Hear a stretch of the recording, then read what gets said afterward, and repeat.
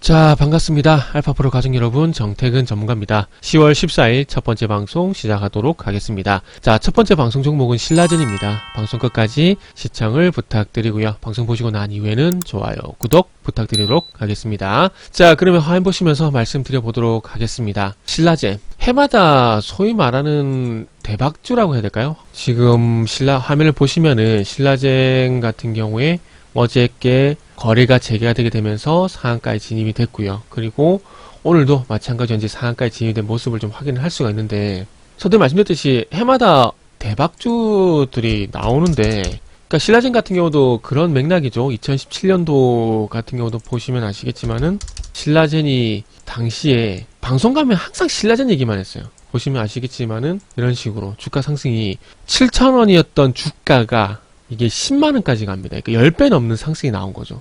소위 말하는 대박주가 돼버린 거죠. 그리고 여기도 지금 보시면은 제가 항상 고점 신호 말씀드릴 때 상한가, 요자에 또 상한가 나왔죠. 그러니까 이런 것들이 결국 고점 신호라는 거죠. 이렇게 쭉 가다가 많이 올랐다는 거에 대해서 어떻게 판단을 해야지는 이게 의견이 엇갈릴 수밖에 없고 시간이 지나봐야 알 수 있는 거지만, 지금 16,000원 부분부터 보는 밖에 없겠네요. 16,000원 부분에서 105,000원까지 올라간데 지금 어쨌든 7배, 8배 이상 넘게 상승한 상황에서 이 자리에서 굳이 상한가가 나온다?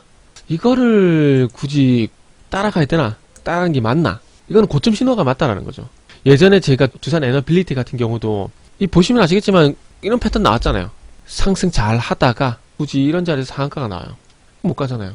그러니까 이게 많이 올랐다라는 기준을 어떻게 잡아야 될지 상당히 저도 고민이 되는데, 많이 올랐다는 기준을 어떻게 잡아야 될지는 이게 참 애매해요. 애매하지만 그럼에도 불구하고 어쨌든 일정 부분 많이 올랐다고 판단되는 순간에서 지금 보시면 아시겠지만 상한가가 발생이 됐다라는 그 점을 보게 된다라면은 이게 어찌 보면 고점 신호가 될 가능성이 상당히 높다라는 거죠. 신라젠도 마찬가지로 그런 맥락에서 좀 보게 된다라면은, 신라젠도 2017년도 같은 경우도 주가 흐름을 좀 보시면 아시겠지만 상한가가 나왔잖아요. 일정 부분 많이 올랐는데, 많이 올랐다고 판단할 수밖에 없는데 상한가가 나왔다. 이거는 당연히 고점 신호라고 볼 수밖에 없는 부분들이죠. 그래서 항상 말씀이지만 기존 추세를 뛰어넘는 이 변동성이 나오거나 이런 식으로 상한가가 나오게 되면은 이거는 고점 신호라고 보시는 게 맞다라고 좀 말씀드리고 싶어요. 그래서 뭐 어쨌든 이렇게 잘 나갔던 주식이 아시겠지만 다시 영원한 건 없죠. 2017년 같은 경우는 신라젠, 2019년 같은 경우는 HLB, 2020년도 같은 경우는 뭡니까? 시젠, HMM 이런 종목들 있지 않습니까? 해마다 이런 것들이 나와요. 근데 이런 종목들이 영원히 잘 가는 건 아니잖아요. 자, 지금 시젠 얘기하신 분들이 있습니까? 없어요. 시젠 얘기하는 분들은 아무도 없습니다. 아무도 없어요. 한물 갔다라는 거죠. 그러니까 신라젠도 그런 걸 거쳤다라는 거죠. 결국 그런 것들을. 신라젠도 보시면 아시겠지만은 2017년도 그렇게 잘 나갔지만은 주가가 꺾여버리게 되고 하한가 행진까지 가게 되면서 제자리까지, 상승 제자리까지 가버리게 된 거죠. 그리고 난 다음에 전직원 횡령, 배임 이런 것들 때문에 거래 정지가 됐다가 개선 이행 계획 이거를 상당히 수행을 잘했다라고 판단을 하게 되면서 이제 거래 재개가 됐고, 어제 상한가에 갔고 오늘 다시 또 이렇게 상한가에 안착하는 모습이 이렇게 나오고 있는 겁니다. 그러면 과거에 UID도 상장 폐지 실질 심사를 받았다가 2019년 여기 보시면 여기입니다. 여기 2019년 5월달에 거래 재개가 되면서 상한가에 갔거든요. 상한가? 여기서 상한가 갔어요. 상한가 갔다가 이 상한가 효과가 하루 만에 끝이 났는데, 지금 신라젠이 어쨌든 상한가가 두 번이 간 상황이기 때문에, 흥하해온도 2021년 9월달에 차트를 보시면 아시겠지만은 거래 재개가 되고 난 이후에 상한가 5번이 나왔습니다. 5번의 상한가가 나왔어요.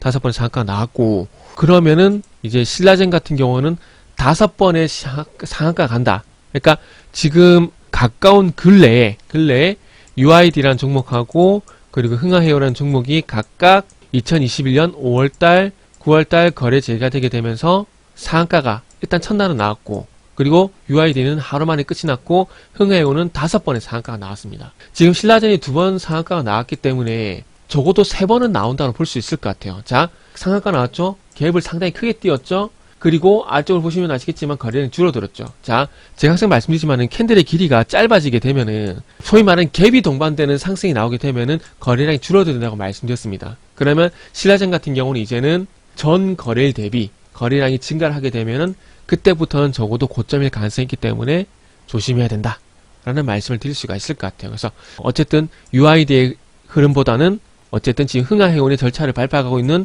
모습에 닮아가고 있는 부분들이 있기 때문에 다음 주 월요일까지도 일단 상한가가 나올 가능성이 있다. 적어도 3번 정도는 상한가가 나올 가능성이 있다 라고 보고, 만약에 제 예상대로 월요일날 상한가가 나온다? 그러면은 전일 대비 거래량이 줄어들었는지 요것만 확인하시면 된다 보시면 될 것 같아요. 어쨌든 이런 종목들에 대해서 주가를 예측한다라는 건 정말 점쟁이 수준으로 봐야 됩니다. 오늘도 이렇게 있다가 바로 꺾일 수도 있는 거거든요. 근데 그럼에도 불구하고 어쨌든 지금의 상황이 유지가 된다는 전제를 깔고 한번 예측을 해보게 된다면은 다음 주 월요일도 급등이 나올 가능성이 크고, 다음 주 월요일도 만약에 급등이 상가가 나오게 된다. 그러면 봐야 될 부분은 오늘 대비, 보시면 아시겠지만 시가 대비 22%의 갭을 발생시켰습니다. 그러면 적어도 25% 이상의 갭이 발생이 돼야 돼요. 25% 이상의 갭이 발생되거나 아니면 그 점상한가 가야 됩니다, 이제는. 그리고 거래량 줄어들어야 돼요. 이런 현상이 나오지 않게 된다라면은 고점일 가능성이 상당히 높은 거고요. 그리고 종가상 봐야 될 부분은 전일 대비 거래량이, 전 거래일 대비 거래량이 증가하게 되면은 이젠 슬슬 준비를 해야 된다 라는 말씀을 드리도록 하겠습니다. 이런 것들은 공부 삼아 말씀드리는 거지 접근하시라고 말씀드리는 거 절대 아닙니다. 아시겠죠? 신라제는 여기까지 하도록 하겠습니다.